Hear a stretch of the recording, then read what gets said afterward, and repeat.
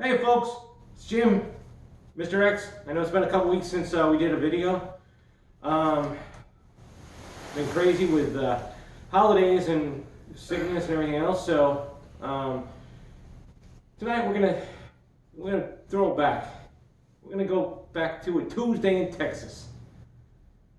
Was this thing called This Tuesday in Texas? Yes, Mr. X. I apologize. What's with the this?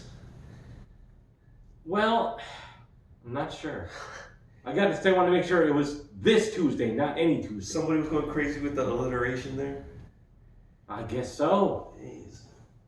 Well, otherwise it would have just been just a Tuesday in Texas. But we'll give you a little backstory on this when we get going here. So we're gonna go to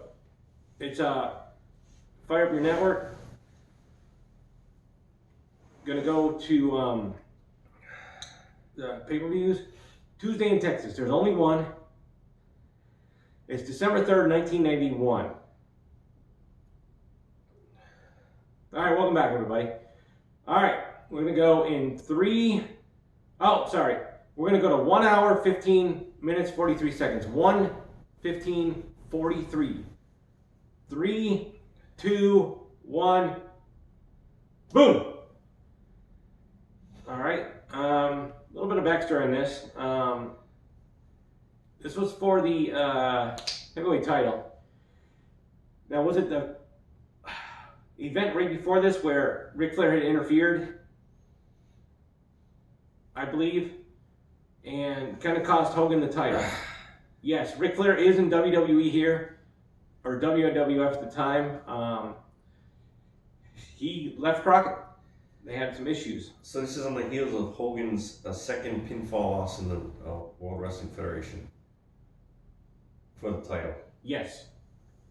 There you see the Undertaker with his manager Paul Bearer with the urn. I know that you had just a couple of years before this guy was in WCW. Sure. Gary Michael Capetta would call him Mean Mark. And I believe he was one of the skyscrapers after Danny Spivey got hurt. Was it Danny or was it Sid? I'm sorry. He teamed with Danny Spivey when Sid got hurt. Right. Man, he debuted. Did he get hurt or was it softball season? Oh. Well, he didn't break his leg yet, so. Right. I believe he legitimately got like he had a punctured lung, I believe. Was that the thing with the Steiners? I'm not sure.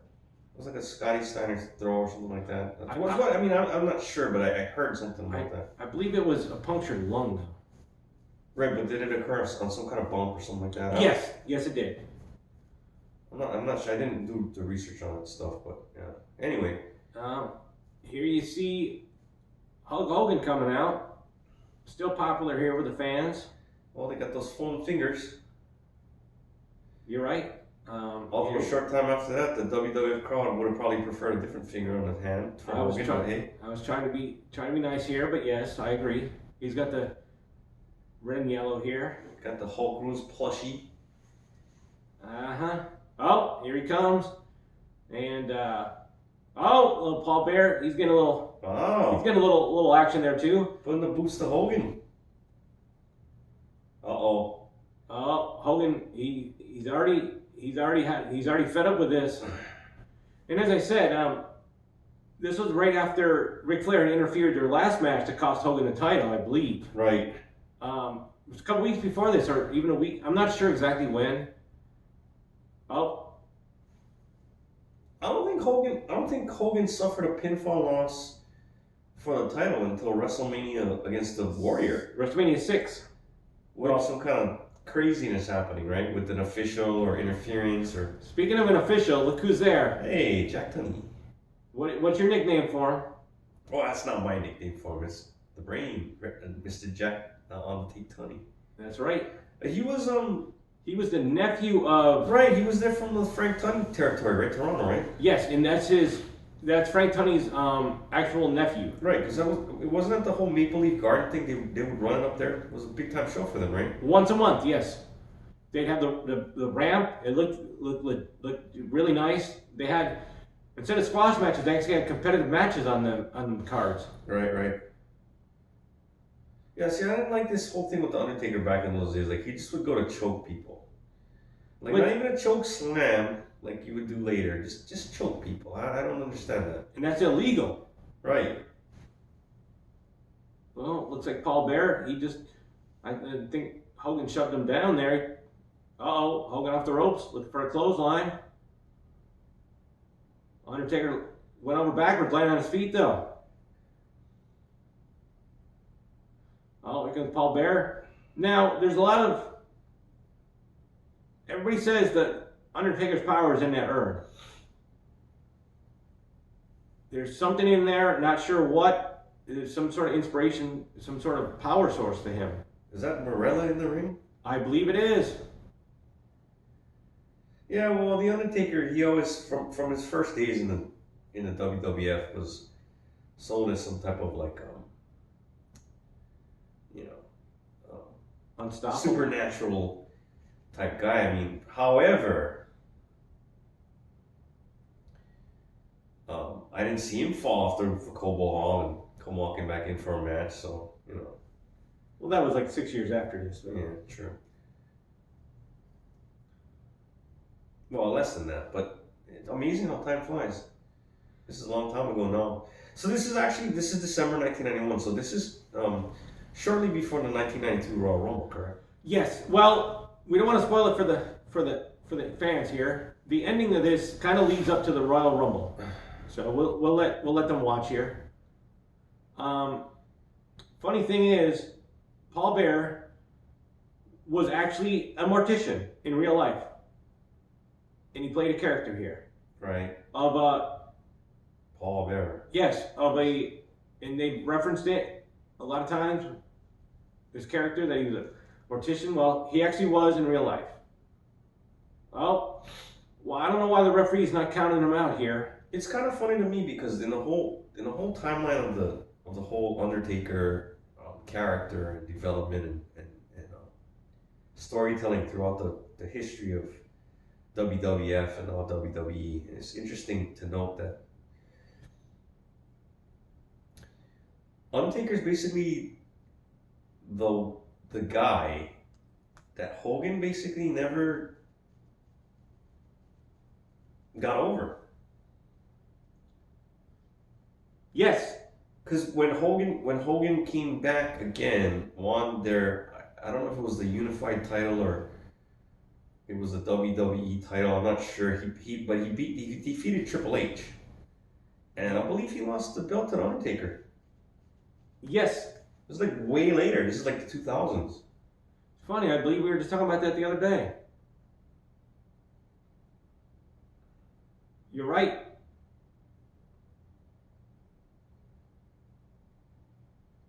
Because he did beat Andre at WrestleMania 3. Yes, but Hogan was a champ already. No, I know. What I'm saying is he did defeat Andre at WrestleMania 3. I mean, he would lose to him after that, right? With the 2-referee thing. But I mean, I'm saying, but he did defeat Andre, and then as a champion, and then he did actually didn't he defeat the Ultimate Warrior too, WCW? Yes. Now, a lot of speculation about that he wanted Undertaker or the Ultimate Warrior signed so he can get his win back. A lot of debate about that. Not sure, but that match, folks, do not watch. That was. But the Undertaker's the one guy. I Good. think, if I recall correctly, that yeah, he would defeat Hogan. You're right. Well, looks like Undertaker's going his version, his old school here. Well, I don't think it's old school at this time. It's It's just school. 1991. Well, he learned that from his trainer, right? Oh, Don Jardine, yeah. Yes. In Texas, yeah. The spoiler. Yeah, spoiler, criminally underrated guy. Yes, he was. I think WWF wasn't a big place for like masked guys in the end of the day. Well, In terms of longevity, as far as like being a top person in the company. Well, I believe we were talking about this the other day. Madison Square Garden, where WWE had their monthly shows, their big blow-offs, they had a rule that no masked wrestler could be there. I believe that was that stemmed from the 50s and 60s, I believe. I think I saw in '83, right before Hogan came in. I think Billy worked as a masked superstar at the Garden Show.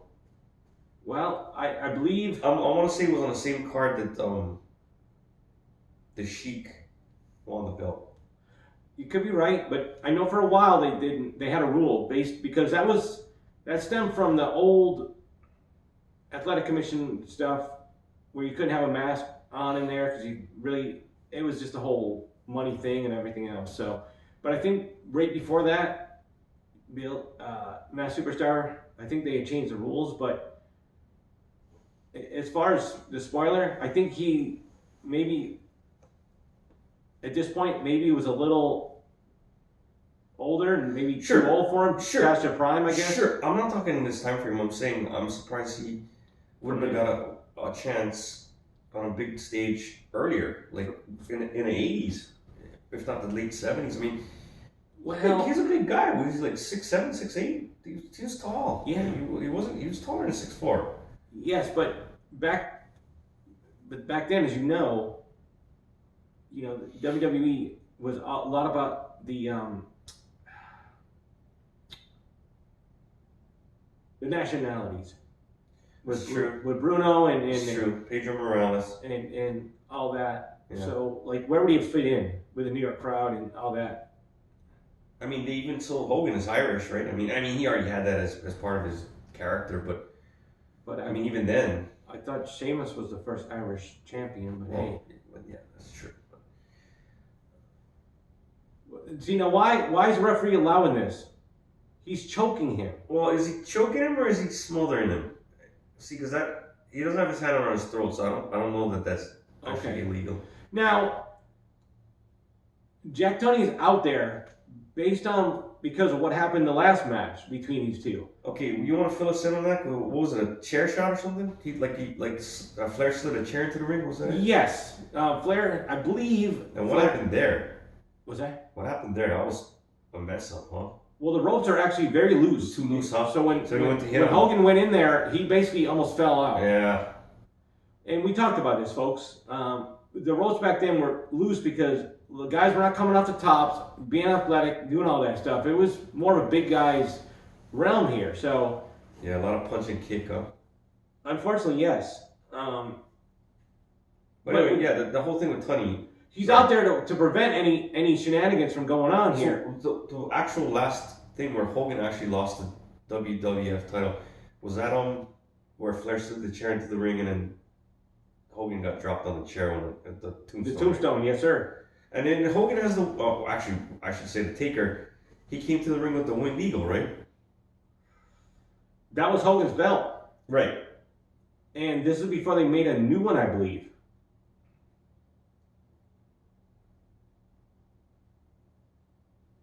And that's the one you like the best, isn't it?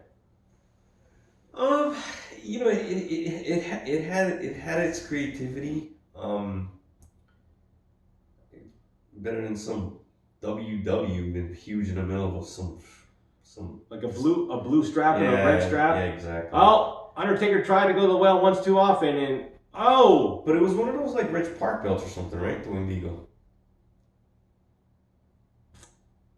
I believe so.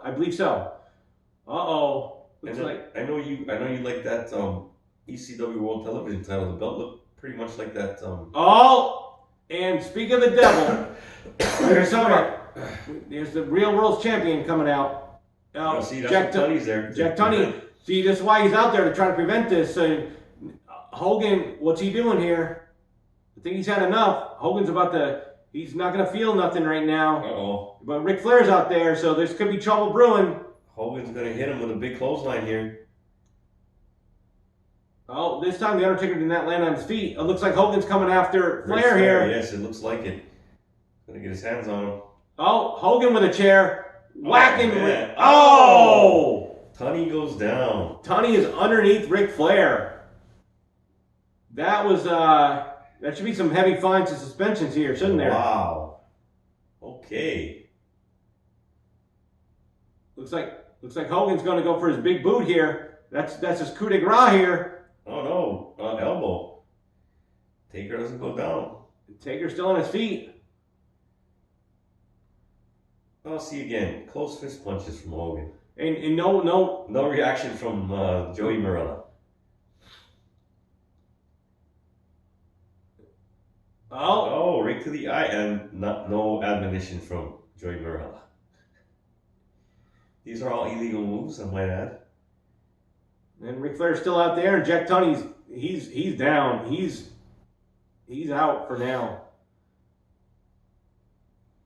Hogan rakes the eyes. Oh, looks like we're going to try this again. Ric Flair holding the chair. Oh. Hogan reversed it. Flair. How is that not a match ender? I'm not sure, but it looks like Hogan's going for the big boot. There it is. Boom. And that's what it usually does the foot after this. Oh, but Undertaker. He chopped him in the throat. Oh, it looks like Flair's trying to help Jack Tunney up now. And it looks like Paul Bear's causing a distraction up on the apron here. Looks like looks Bear like wants to hit Hogan with the urn. Nope. Oh, Hogan ducked and Meanwhile, what's the referee doing in all this? I'm not sure. Oh my goodness. Oh, that's the Undertaker's power here. Is that a Miracle Girl right there? I believe that's Ico Pro there. All right. Okay. Was that a 3? I believe it was. Ooh, man. Undertaker can't see. He was blinded by his own urn here. And Hogan hits Undertaker with the belt. Wow. This is some shenanigans. Oh, looks like Undertaker's got some sort of he's being controlled by the Paul Bear. That urn, he keeps showing the urn, and Undertaker kind of reacted to it, saying, all right, better back off here. Looks like Jack Tunney's up now. Jack Tunney's the worst for wear here. Yeah, there you go. That's the winged eagle, right? Oh, looks like Jack Tunney's telling the referee something here. I think the Hitman really made that belt famous, though. Yeah. It was kind of the signature of his title reign, you know? Yeah. Although it wouldn't be for a few years still after this, though, frankly. Flair would have it first. Macho Man. Sid never won the belt in those days, I don't think. He would win it later from Shawn, right? At Survivor Series. But by then it was... or not 97, 90... No, he won it early in 97. Was that still the belt they had at that time? Was that before the... They changed the belt already, I think. I'm not sure. Folks, we'll get back to you on this. No, they had that belt until Austin changed it to the bigger egg-looking belt. No, he had the broken skull. He had the... No, they had the egg belt. It was a bigger plate. Oh, yes. Yeah. You're right, Sid did have that belt too, but later. Later. Not this first time. I Sid Justice. Jack Tunney's telling the referee something here. Sid Justice never won the WWF title. Psycho Sid did, though. Well, folks, Hulk Hogan's walking out with the belt, but he's not posing. He already did. Well, you're flapping. That was a quick pose. Well, folks, I'm going to add a little more to this. Because this is not the end of the story. What happened was Jack Tunney reviewed the footage, and they held the belt up. So it's Royal Rumble 1992. It was a 30-man over the top rope battle Royal Rumble, excuse me. The winner of that was going to receive the World Heavyweight Championship. That is probably one that we're going to have to do in parts because it's probably an hour and a half long. We're gonna do it though. I think, well, in my opinion, the greatest Royal Rumble ever. I believe so, and we will do it one of these days. So, folks, just want to give you a little thing, kind of kind of the new year. Happy New Year, everybody. been a crazy couple weeks for us. But you know what time it is. I definitely need one after this week.